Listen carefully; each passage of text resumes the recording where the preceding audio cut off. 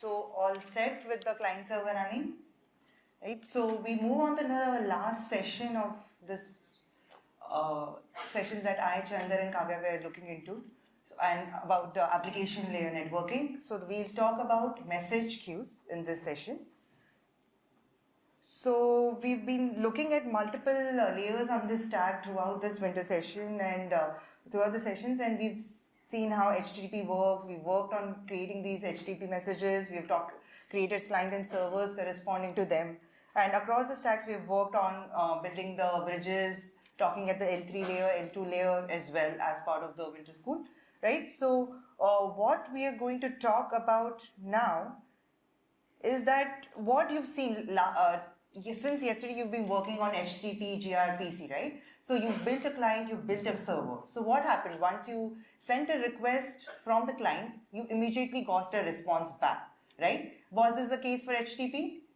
Right? And what was the case for gRPC? Today you built a client and server using gRPC, right? So when the client sent a request, the response immediately came back from the server, right? So what is such a kind of communication called, right? So it is called as a synchronous communication because the response comes immediately after processing to the client. So immediately when the client sends the request, the response comes back without any delay, right? Or the only delay that the client faces is the processing time that the server takes to process the request and the transmission time to reply from the server back to the client. That's the only time that the client waits. Apart from that, there is no wait. So it's an immediate response back from the server, right? So this is what you've been doing now since you've seen your client servers that way. So what do you always do that? So give me an example. Don't think about HTTP or gRPC. Give me an example of what you call any app that is synchronous, where the communication is synchronous in case of an app. Any answers? A bit louder, please.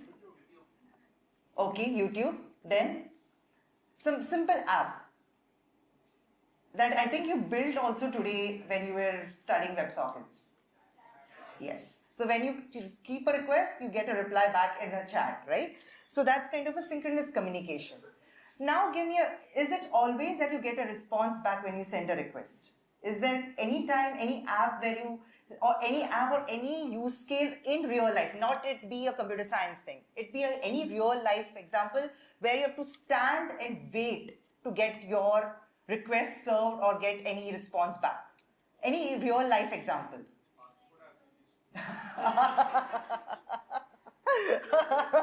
Okay, that's a bit of a delay.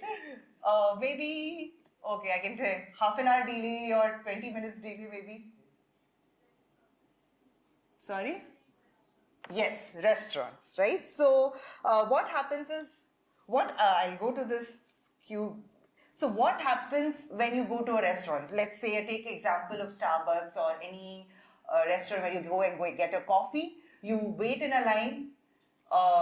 So that line, you can call it as a queue, right? You wait in a queue to get your request served, right? So, just a second. So what is this type of queue called? Like where you wait in a line, get your request served and come back. What is such a queue called? Yes, right? It's called a FIFO queue where the first one in the line gets served and then so and so it goes on.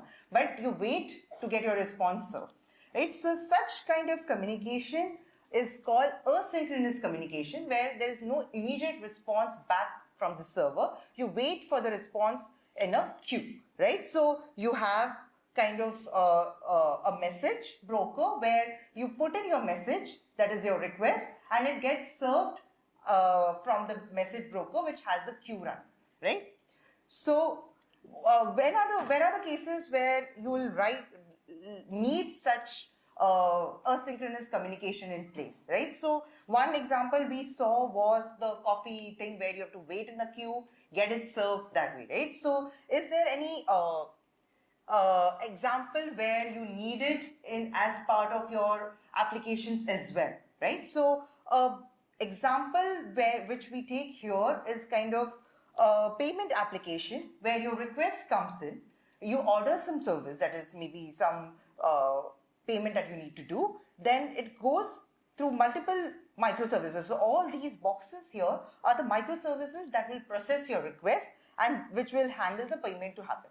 But along with the payment happening, there are multiple things happening, that maybe there will be some analytics done over it to analyze what are your payment patterns, what are your buying patterns. Also, what kind of notifications should go to you, like, okay, the payment is successful, or is there something else, some voucher that needs to be given back to you. There are multiple things that go ahead when the payment process is in place, right? So in such cases, you will see that a lot of features are required in each kind of communication that happens between these microservices, right? So the first one which we'll talk about is the rate limiting.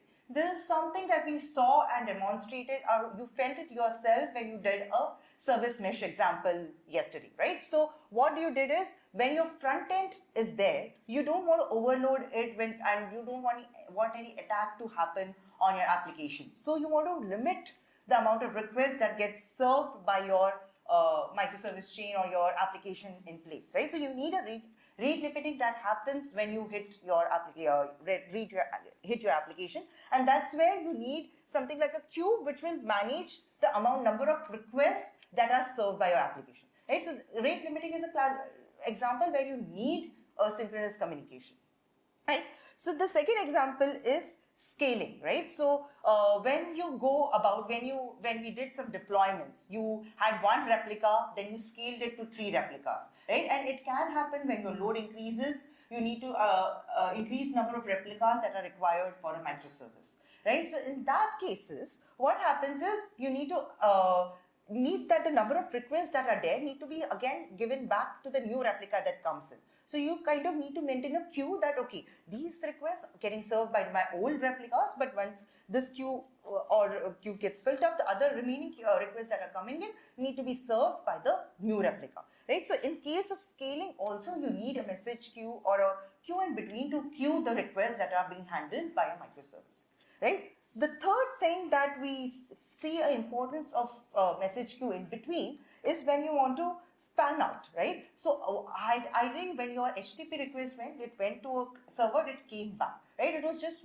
only one server handling your request. But it may not be always the case, right? There might be situations where, as I said, right, there would be a one payment channel going on handling your payment. That is the core processing that you require. But along with that, there will be cases where you have to handle notification, you want to do some analytics. So a single request needs to be given to different types of servers, right? Not just one type of server, but different type of applications or microservice or service needed, right? So here, as this payment thing needs to go to the analytics, needs to go to the payment channels, need to go to the notification service. So in this case, that same request gets to be replicated or given to multiple things. That is, you can fan out the requests being sent. So that's the case where message queues come into play, right? That's where they can help.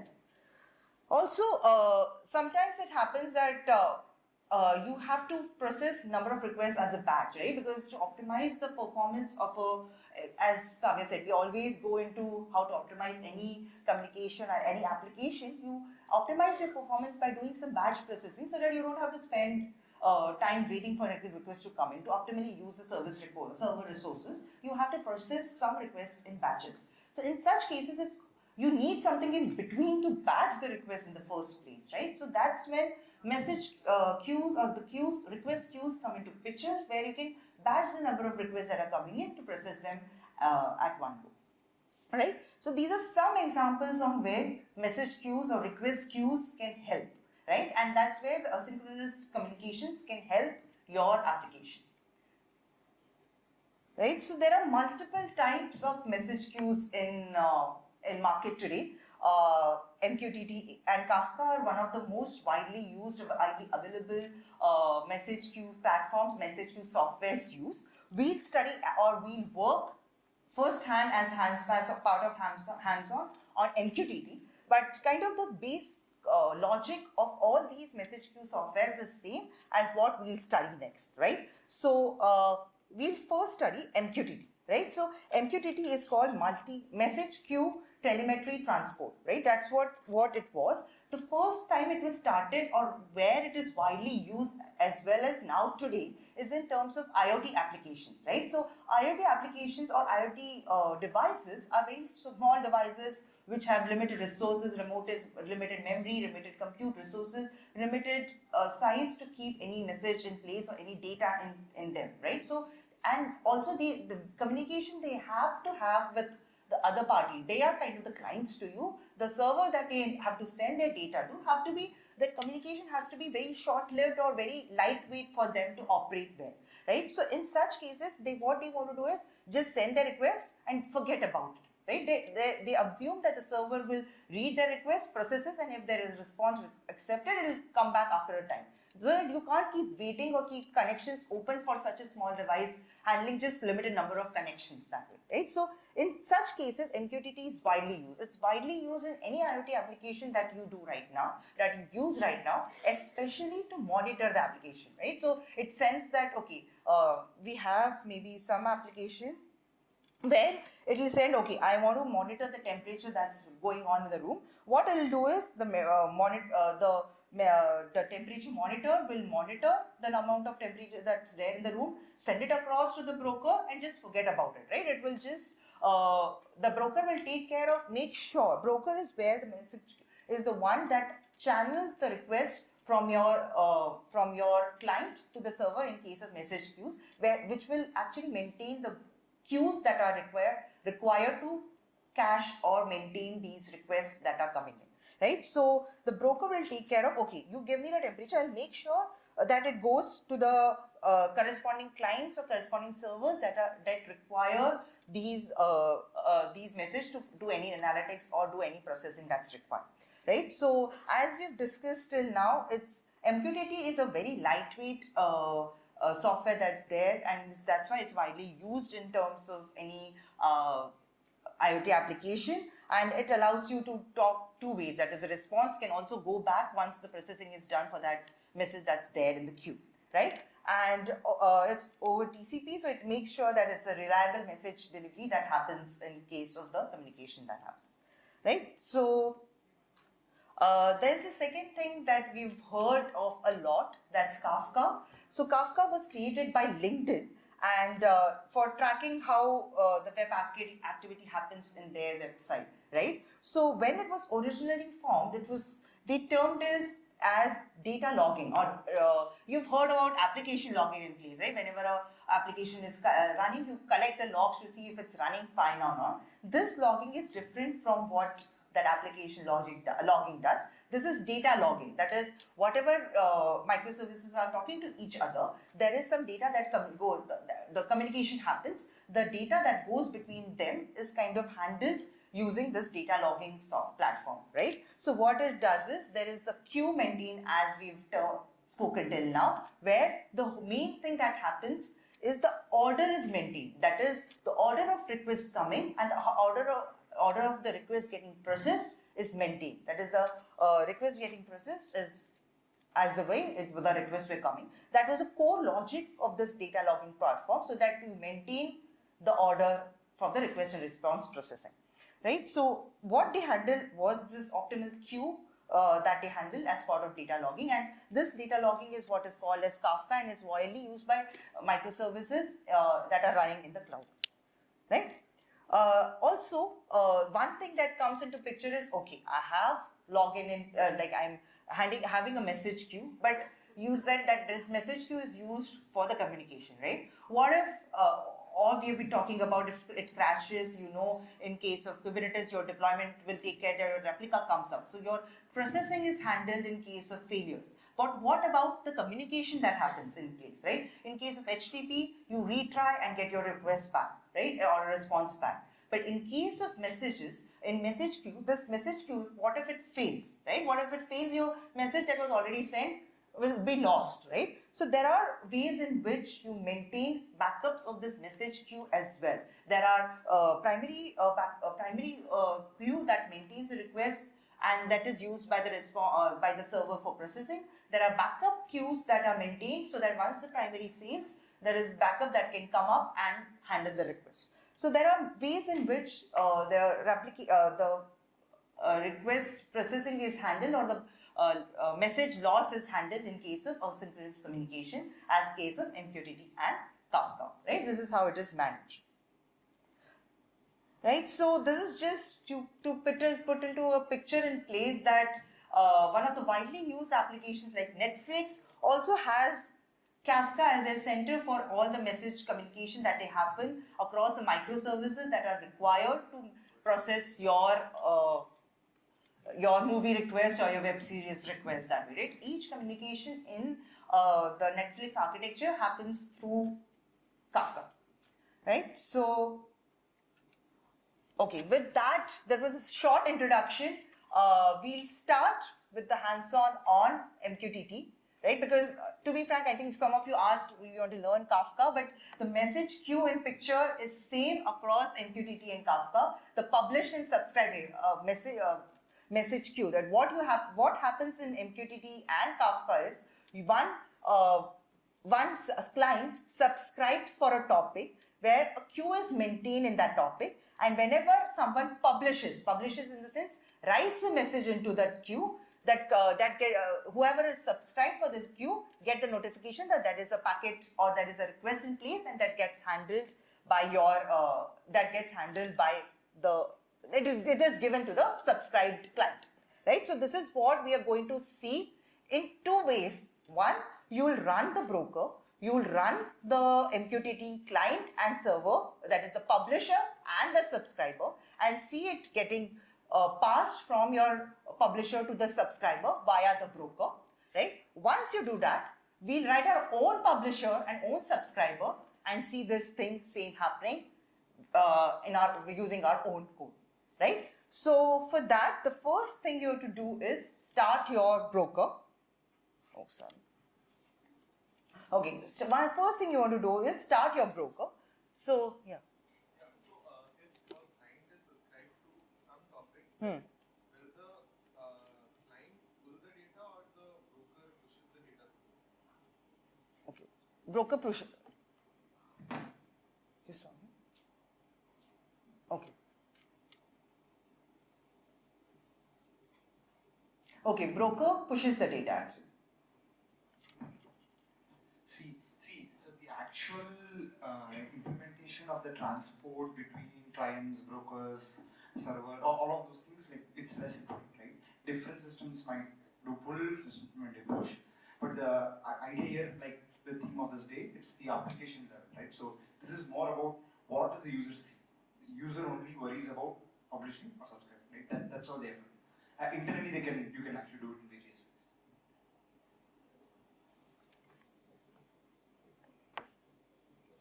Okay, so the first thing you want to do as part of this hands-on is start the broker. I think the slides are shared on Slack if in case it helps.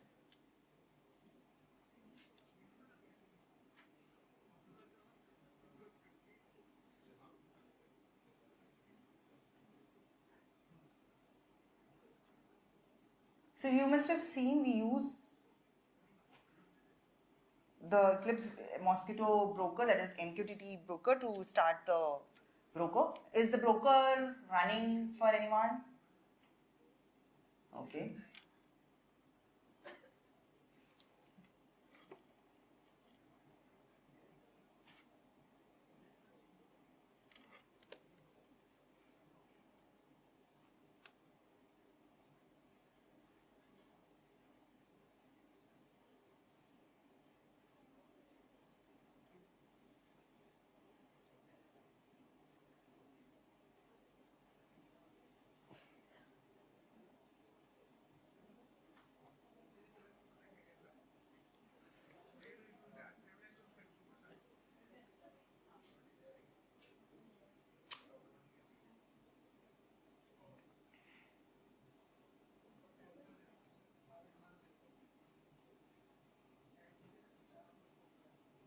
Show of hands of for how many of you the broker is working?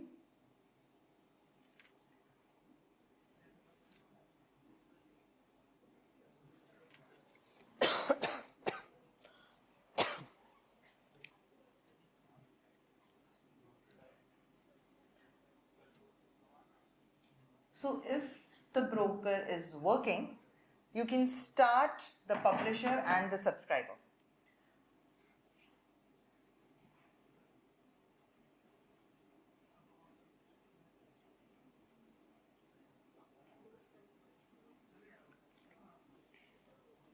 And tell me if it is working for you.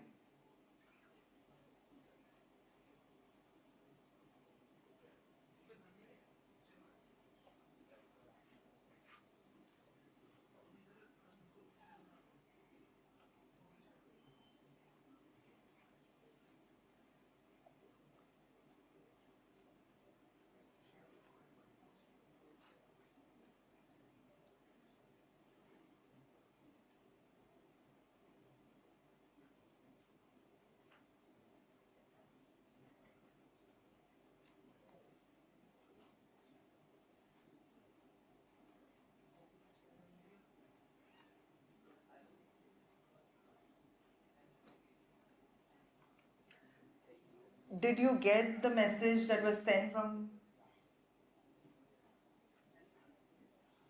So did you run the subscriber first or did you run the publisher first?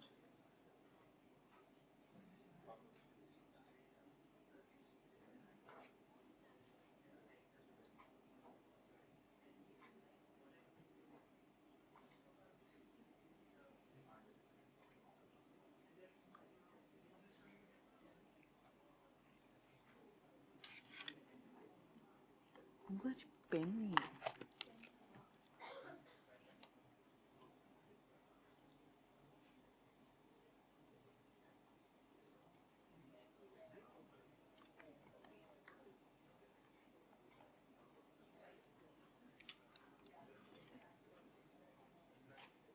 So did you run the publisher first or did you run the subscriber? Right? Did you get the message? If you run the, do one thing. Don't start the publisher, run the subscribe, start the publish later. No, sorry, do the reverse actually. Don't start the subscriber, start the publisher, and then start the subscriber. Do you get the message then?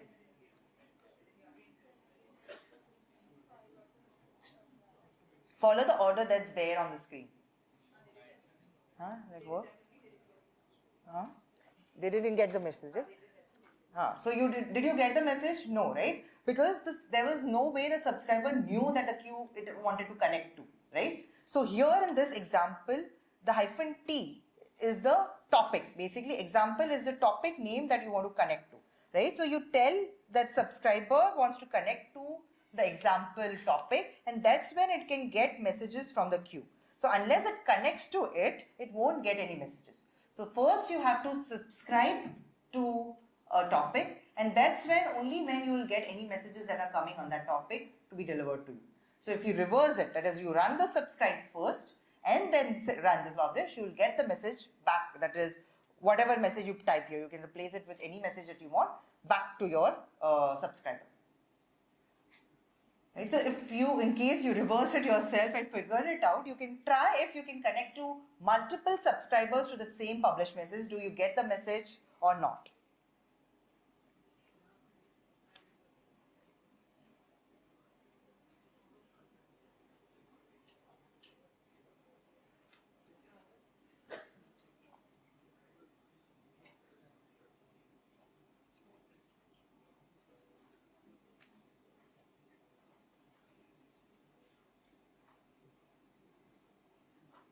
You got the message? Okay. So you're able to connect to multiple subscribers to that. Are you able to connect multiple publishers to the same topic? Can you try that?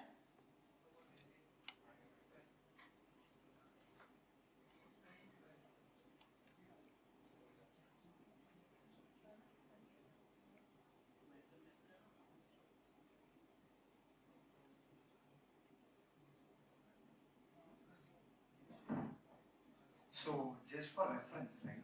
Here we are running one container, broker, and we are running the publish, subscribe, all of that in that container. This is just for your ease of use. Right? So ideally, broker is running on a server somewhere. All the other people who are running the publish and subscribe are distributed. Right? They can just connect to that IP and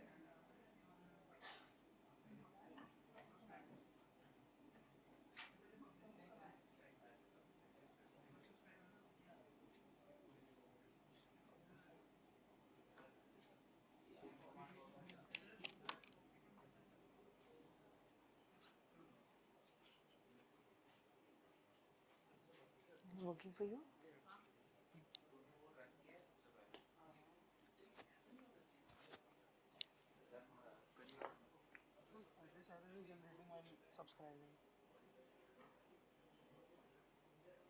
You've not sent the message that you want to send, no?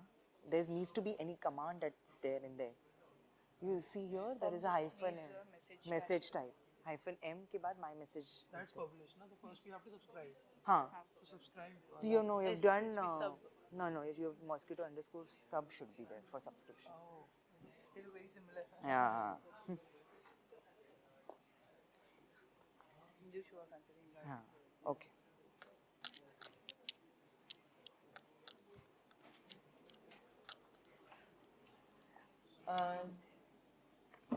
Show of hands, how many of you could get publish and subscribe working?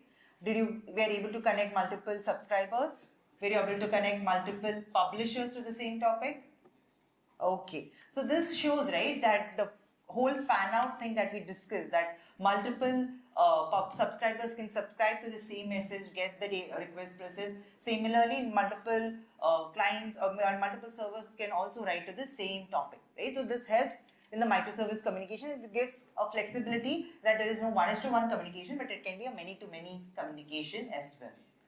Yeah? Great. So as Chandra just mentioned, this was something lightweight that we wanted to do, right? So saying that using this figure that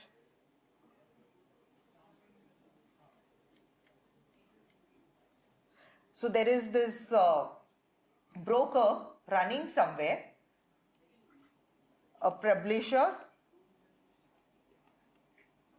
and a subscriber, right? So here in your case, the publisher, broker, subscriber were all in the same Docker container. But that's not what any microservice communication wants, right? This will be microservice A, this can be microservice B, and this can be my broker, and they can be anywhere, right? Anywhere in the place, right? This can needs to connect over the network to the broker, and the broker connects over the network to the consumer, that is the subscriber, and vice versa, right? The same it's a full request response. It's a full duplex thing that the request can go and the response can again go back to the producer, right? So they can be anywhere in your network, right? So this is what we are going to experience as part of the next hands-on, where here you had the publisher and subscriber as part of the same container, right? So now what we'll do is we'll use the same broker that was running, but write our own publisher and subscriber,